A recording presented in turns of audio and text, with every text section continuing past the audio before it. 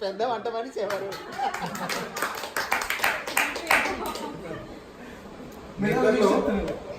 నిద్రలో పడుకున్నాక ఎవరు గురక పెడతారు?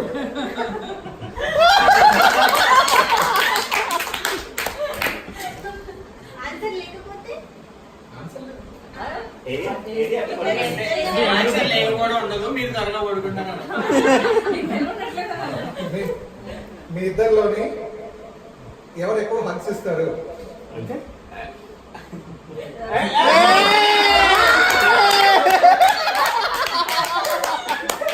అద్భుతం అంటే అదే హైలైట్ అండి. మీ ఇద్దరిలో ఎవరు ఎక్కువ గొడవలు పడతారు?